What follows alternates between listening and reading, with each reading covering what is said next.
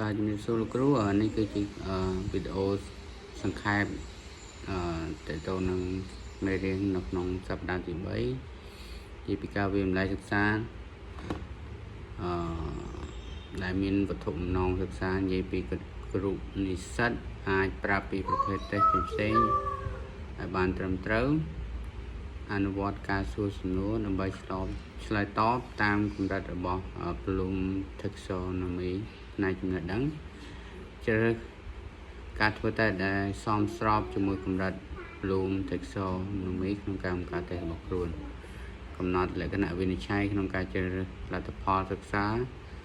រំពឹងទុកជាមួយពេលសិក្សាហើយនៅក្នុងមេរៀននេះដែលមានមាតិកាសេចក្តីចាប់ដើមវិធីជាមួយសេចក្តីចាប់ដើមទី2វិធីឬប្រភេទវាម្លែងក្នុងថ្នាក់រៀនទី3ប្រភេទនៃលទ្ធផលសិក្សារំពឹងទុកបែបពុទ្ធិទី4លក្ខណៈវិនិច្ឆ័យក្នុងការជ្រើសរើសលទ្ធផលសិក្សារំពឹងទុកមួយពេលសិក្សាដែលសេចក្តីផ្ដើមនិយាយពីការវាម្លែងដែលអាចទុកចិត្តបានចាប់ដើមជាមួយនឹងការពណ៌នាច្បាស់នៅសម្ភារសិក្សារំពឹងទុករបស់សិស្សសម្ភារដែលចង់បាននេះជាលទ្ធផលពីការសិក្សារបស់សិស្សប្រយោគច្បាស់នៃលទ្ធផលរំពឹងទុកគោលបំណងវត្ថុបំណងស្តង់ដារឬអ្វីដែលសិស្សគួរដឹងនិងអាចធ្វើចេញពីចំណេះដឹងការពិនិត្យឡើងវិញនៅ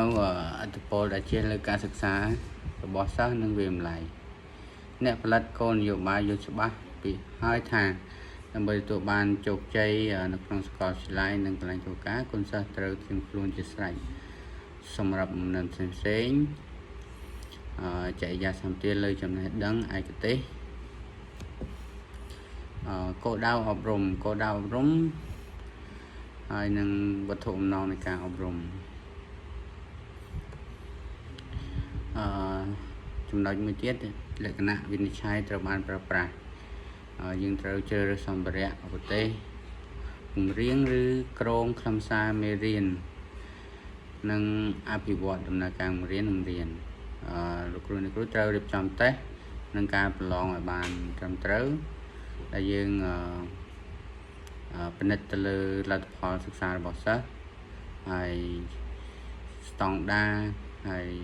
ដែលមានគោលបំណងវត្ថុបំណងការរំពឹងទុកលក្ខណៈវិនិច្ឆ័យ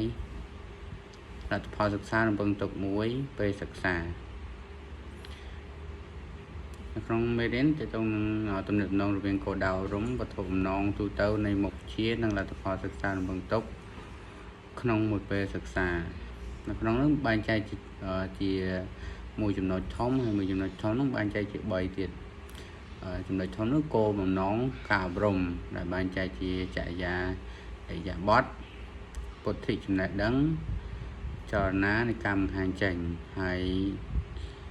វាត្រូវបានតម្រង់ទៅសម្រាប់នៅស្តង់ដារវត្ថុបំណងទូទៅនិងចុងក្រោយលទ្ធផលសិក្សារំពឹងទុកក្នុងមួយពេលសិក្សាគោលបំណងនៃការអប់រំគឺជាប្រយោគទូទៅអំពីលទ្ធផលសិក្សារបស់សិស្សដែលចង់បានក្រោយរៀនចប់តាមកម្រិតសិក្សានេះជាទីហោខ្លះនៃគោលបំណងនៃការអប់រំទីមួយគឺយល់និងឲ្យតម្លៃចំណេះដឹងជាសាស្ត្ររៀនកើតនិងសិក្សាដោយឯករាជ្យខ្លាយជាប្រវត្តិល្អលើកកម្ពស់បំណិនទំនាក់ទំនងជាដើមស្តង់ដារជាប្រយោគអំពីអ្វីសិក្សាគួរដឹងនិងគួរធ្វើក្នុងខ្លឹមសារមេរៀនតាមកម្រិតថ្នាក់ដែលមានឧទាហរណ៍សិស្សនឹងបង្ហាញការយល់ដឹងនៃរដ្ឋធម្មនុញ្ញ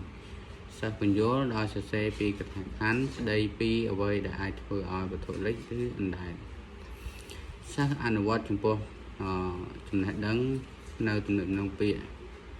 សិស្សនឹងស្វែងយល់ថាតើវត្ថុអាចក្លាយជាដុំម៉ាស់វត្ថុរាវឧស្ម័នជាដើមវត្ថុបំណងនៃការអប់រំប្រយោគនៃការអនុវត្តជាក់ស្ដែងដែលគួរត្រូវបានបង្ហាញនៅចុងមេរៀននីមួយៗវត្ថុបំណងការអប់រំនេះមានន័យដូចក្នុងវត្ថុបំណងមេរៀនហើយសំដៅលើលទ្ធផលសិក្សារបស់សិស្សដែលចង់បានក្នុងកម្មនេះជាលទ្ធផលសិក្សារំពឹងស្ដែងចេញជាអកប្បកិរិយាជាក់លាក់ដែលមានសេចក្តីសង្ខេបគំនិតសំខាន់នៃអត្ថបទអានសរសេរចំណងជើងនៃអត្ថបទអាន ពន្យល់ដំណើរការរស្មីសំយោគជាដើមតើវត្ថុបំណងការបង្រៀនជាអ្វីវត្ថុបំណងនៃការបង្រៀនគឺជាលទ្ធផលសិក្សាបន្តទុកជាសមត្ថភាពរបស់អ្នកសិក្សាដែលទទួលបានពីការបង្រៀនហើយត្រូវបានបញ្ជាក់នៅក្នុងវិធីមួយដែលអាចសង្កេតនិងវាស់វែងបានការវិតម្លៃដែលមានចម្លើយតែមួយជាក់លាក់ជាអ្វីការវិតម្លៃសិក្សាដែលមានចម្លើយជាក់លាក់ learning objective assessment គឺជាមធ្យោបាយនៃការវាស់វែងដែលប្រើទម្រង់សំណួរជាច្រើនដើម្បីតេស្តនៅលទ្ធផលរំពឹងទុកឬសមត្ថភាពរបស់អ្នកសិក្សាទម្រង់សំណួររួមមានបំពេញចន្លោះសំណួរពហុជ្រើសរើសសំណួរខុសត្រូវនិងសំណួរគូកងឡាប្រភេទនៃការវិតម្លៃក្នុងថ្នាក់រៀន assessment method សំណួរបែបជ្រើសរើសសំណួរបែបជ្រើសរើសសំណួរពហុជ្រើសរើសចម្លើយកខគោសំណួរជ្រើសត្រូវឬខុសសំណួរពហុចម្លើយជ្រើសរើសបែបគូកងសំណួរពហុជ្រើសរើសតាមបែបបច្ចេកវិទ្យាហើយក៏មានសំណួរបែបខ្លីៗបំពេញចម្លើយខ្លីបំពេញចន្លោះដាក់ពាក្យបំពេញពាក្យលើរូបភាពបែបបង្ហាញចម្លើយប្រភេទនៃការវិតម្លៃក្នុងថ្នាក់រៀនការបំពេញកិច្ចការបែបបង្ហាញ performance test ការសរសេរកថាខណ្ឌតែក្តីការងារគម្រោងការតែងកំណាព្យផលបទ portfolio ផលិតវីដេអូខ្លីនិងសំឡេងវីដេអូ audio tape spreadsheet ឆ្លាក់បំណិនការថ្លែងសន្ទរកថា speech ការបង្ហាញ demonstration ការអាន reading ការអានរឿងល្ខោន dramatic reading ការជជែកពិភាក្សាវិញ្ញាយ debate ការបង្ហាញបែប recital ការសួរផ្ទាល់មាត់ oral questioning ការសួរសំណួរបែបមិនផ្លូវការ informal questioning ការប្រឡងផ្ទាល់មាត់ examination ការសម្ភាសន៍ interview ការអង្កេតរបស់គ្រូ teacher observation បែបផ្លូវការ formal បែបមិនផ្លូវការ informal សិស្សវិតម្លៃរបស់សិស្ស student self assessment ការស្ទាបស្ទង់មតិអរិយាប័ត្រ attitude survey កម្រងសំណួរ questionnaire ការកំណត់អត្រាបន្ទុក ratings ផលប័ត្រ portfolio ស្វ័យឆ្លុះបញ្ចាំង self reflection វិតម្លៃមិត្តភ័ក្តិ evaluate others performance etc.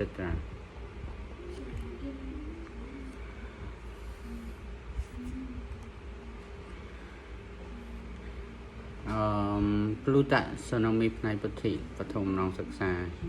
ហ្គេមស្មើសន្លឹកកិច្ចការតើកិច្ចសព្ទខាងក្រោមស្ថិតក្នុងកម្រិតមួយណារំលឹកគំរូសំណួរថ្មីការគិតកម្រិតទៀតទី1កម្រិតចាំតើនរណាតើអ្វីទីកន្លែងណារបៀបណាឧទាហរណ៍តើប្រមុខដឹកនាំរដ្ឋរបស់ប្រទេសកម្ពុជាជាណាឧទាហរណ៍តើប្រសាទមន្ត្រីឆ្មាស្ថិតក្នុងខេត្តណាកម្រិតយល់តើអ្នកនឹងសរុបជាទូទៅយ៉ាងដូចម្តេចតើអ្នកអាចសន្និដ្ឋានបានអ្វីពីព័ត៌មាននេះចូលពន្យល់ការគិតកម្រិតទាបមធ្យមកម្រិតអនុវត្តតើអ្នកនឹងបង្ហាញយ៉ាងដូចម្តេចអ្នកនឹងបង្ហាញ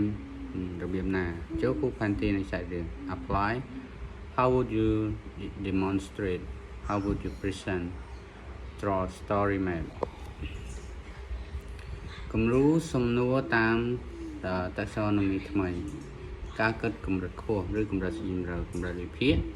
តើអ្នកអាចរៀបផ្នែកខុសៗគ្នាដោយរបៀបណាកម្រិតវិតម្លៃតើចំណុចវិនិច្ឆ័យដែលអ្នកនឹងជ្រើសរើសដើម្បីវិតម្លៃ6កម្រិតបង្កើតថ្មីតើអ្នកអាចបង្កើតតារាងបញ្ជីមធ្យោបាយតើអ្នកអាចបំផុសគំនិតដោះស្រាយដែលល្អជាងនេះសម្រាប់ចុចដែរទេ analyze how can you sort the different parts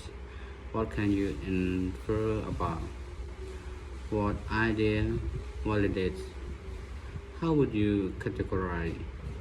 evaluate what criteria would you use to assess what source could you use to verify what information would you use to prioritize what about what are the possible outcome for create what would happen if list the way you can you brainstorm a better solution for លទ្ធផលពង្ទុកក្នុងការសិក្សាមេពេល learning target ជាប្រយោគនៃការស្ដែងចេញឬអនុវត្តរបស់សិស្សសម្រាប់លទ្ធផលសិក្សានិងពង្ទុករបស់សិស្សក្នុងមួយពេលសិក្សាឬ3ថ្ងៃលក្ខណៈវិនិច្ឆ័យ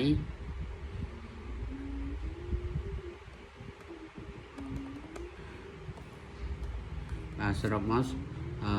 យើង